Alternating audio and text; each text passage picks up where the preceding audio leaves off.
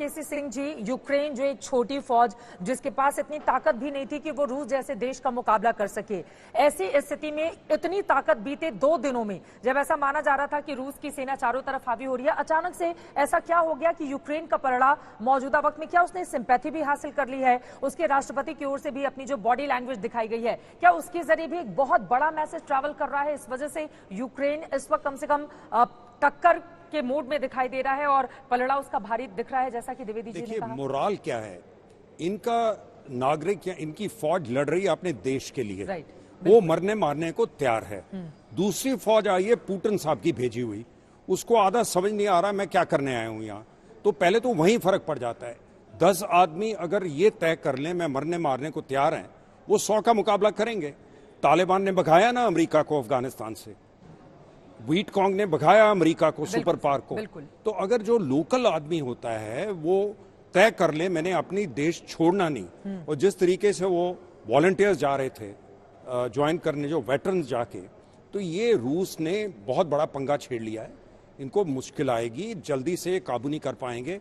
और जैसे जैसे वहां स्विफ्ट के जरिए भी रूस पर शिकंजा कसा जा रहा है ताकि उसकी आर्थिक रीढ़ को तोड़ा जा सके। कल से उनके बैंकों पे प्रेशर आ जाएगा, बिल्कुल, क्योंकि वो जब उनकी पेमेंट्स ब्लॉक होंगी तो इसलिए वो शिकंजा कस रहे हैं और यहाँ के लोग खड़े हो गए हैं, मरने को तैयार हैं। लेकिन वहीं दूसरी तरफ पलटवार भी किया जा रहा है। उसके पहले मैं आपके पास लौटूं, शाम के 5:30 इस वक्त बज चुके हैं। जल्दी से अपडेट दे देते हैं इस पूरे मामले में। रूस यूक्रेन जंग के बीच जेलेंस्की का बड़ा बयान सामने आया है, रूस पर लगाया है नरसंहार का आरोप। ये बहुत बड़ी खबर है। नरसंहार का आरोप लगाते हुए आपको बता दें इंटरनेशनल कोर्ट ऑफ जस्टिस का अब यकीनन उधर रुख किया गया है यूक्रेन की ओर से। वहीं रूस के मंत्री का दावा कि हमने खोए 4300 सैनिक।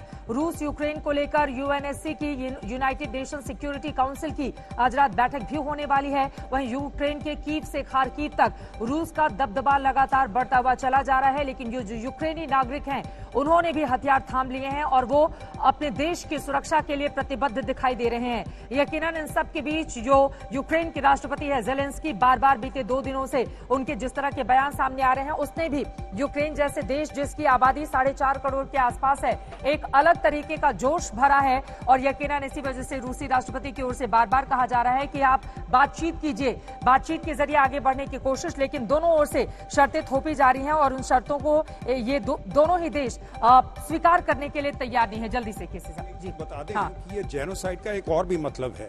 यूएन सिक्योरिटी काउंसिल में एक नई सोच चली है कि अगर जेनोसाइड हो रहा हो तो आप वीटो का इस्तेमाल नहीं करोगे।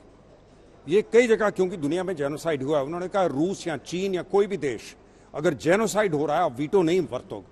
तो इसलिए रात को जो मीटिंग होगी वो प्रेशर रूस पे डालेंगे। पहले तो वीटो का इस्तेमाल करके रूस ने खुद को बचा लिया, बिल्कुल, लेकिन अब उसके लिए मुश्किल हो जाएगी। ये एक सोच है, ये अभी माना नहीं है वो, लेकिन सोच है जिसका प्रेशर डालेंगे कि देखिए आप वीटो मत करो, इसमें जेनोसाइड है। और देखो, जब लड़ाई में ह्यूमैनिटेरियन एंगल आ जाता है तो उसमें एक बहुत ही बदलाव आता है, क्योंकि ह्यूमैनिटेरियन एंगल जो है ये यानी कि आम पब्लिक का नुकसान हो रहा है। जब फौजों का नुकसान होता है वो तो लड़ने के लिए है, तो जब एक सिविलियन का ज्यादा नुकसान होता है, कोलैटरल डैमेज होता है, नरसंहार होता है, तो ये एक बहुत ही बड़ी चुनौती बन जाती है जो देश इसके लिए कर रहा है। और वहाँ के जो छात्र हैं, जब वो जो कोई आर्किटेक्ट की पढ़ाई कर रहा है, वो कह रहा है कि मुझे अपने देश को बचाना है और मैं हथियार थामने को तैयार हूँ। किसी के हाथों में गिटार रहता है, वो कह रहा है कि अभी गिटार की नहीं, हमें हथियार की जरूरत है। तो इसके जरिए एक बहुत बड़ा मैसेज ट्रैवल करता है। ये जो कीव की लड़ाई है ये बहुत ऐतिहासिक होगी, क्योंकि ये हिस्ट्री में दिखाया गया है कि अगर छोटा देश है